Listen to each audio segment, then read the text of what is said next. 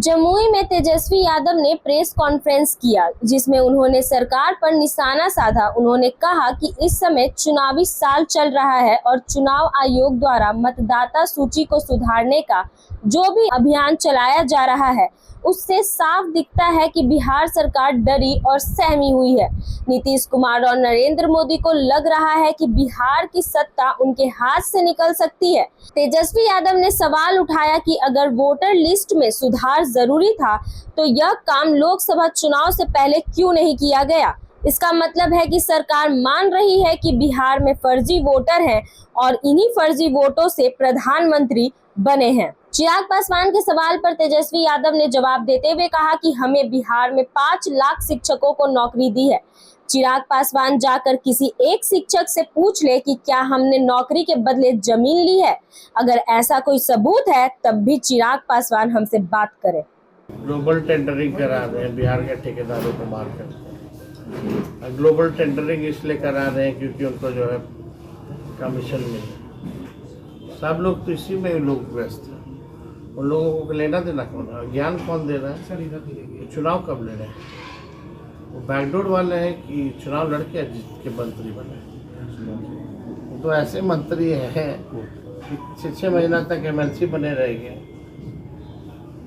मंत्री बने रहेंगे बिना एमएलसी के, मंत्री बने रहेंगे बिना एमएलसी के। तो वही मंत्री है ना, चुनाव जीते हैं क्या कि बैकडोर से आते हैं। ये लोग क्या ज्ञान देंगे।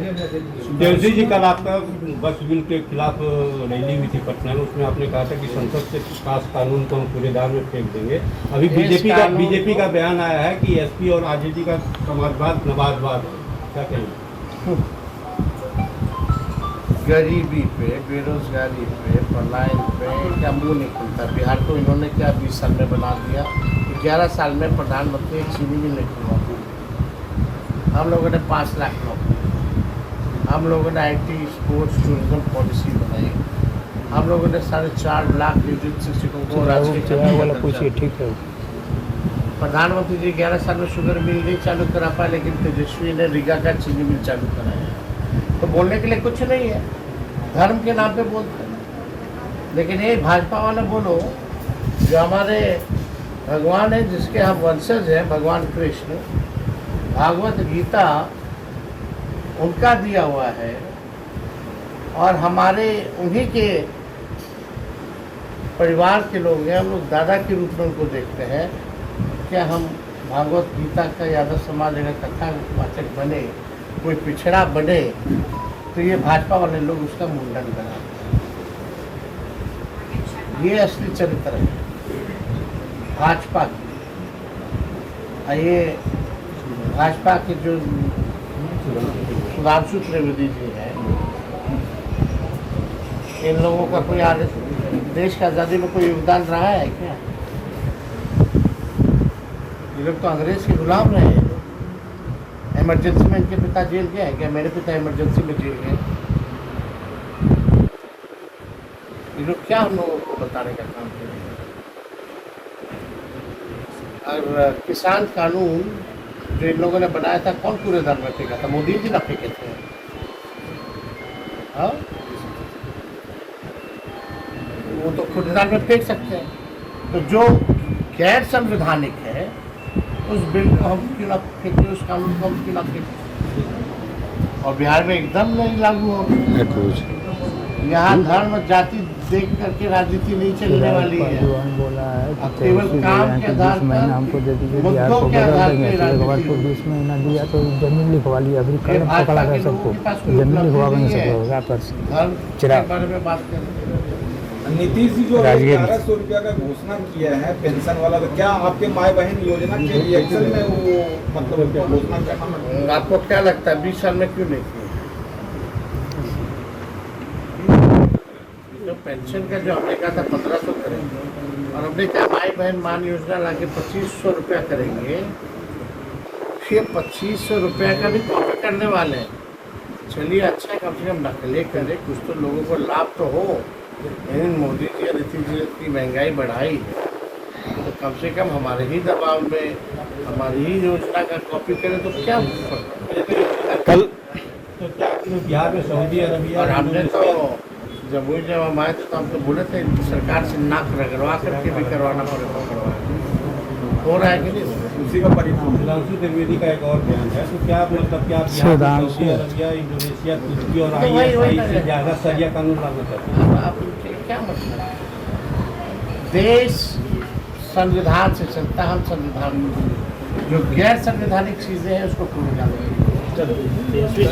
चिराग पासवान कल एक रैली किए थे, वो बोल रहे थे कि 20 महीना मांग रहे हैं तेजस्वी यादव बिहार को बदलने के लिए। पहले बोले कि 20 महीना दिए हैं तो जमीन लिखवा लिया, और ये कलम बांट रहे हैं, क्या जमीन लिखवाना है? और क्या लिखवाएंगे? कल बोल रहे थे चिराग नौकरी पासवान। मिला 5 लाख, एक को पकड़ के लिया चिराग पासवान 5 लाख में से। मत कहता हम चुनौती दे रहे हैं, 5 लाख नौकरी हमने दिया ना, 5 लाख में से एक व्यक्ति को भी अगर चिराग पासवान ले आए जिससे हम जमीन लिखवाए हैं, तब वो बोले उनका वोटर लिस्ट से नाम हटाओ। पहले वोटर लिस्ट से नाम हटेगा तो स्वाभाविक रूप से पेंशन बंद हो जाएगा, राशन बंद हो जाएगा, और आखिर ऐसी कौन सी व्यवस्था? आज 5 दिन हो गया इलेक्शन कमीशन, कुछ अधिकारी केवल फोटो खिंचा करके काम करने की इतने बोल रहे हैं कि शुरू कर दिया गया है, लेकिन अभी भी 99%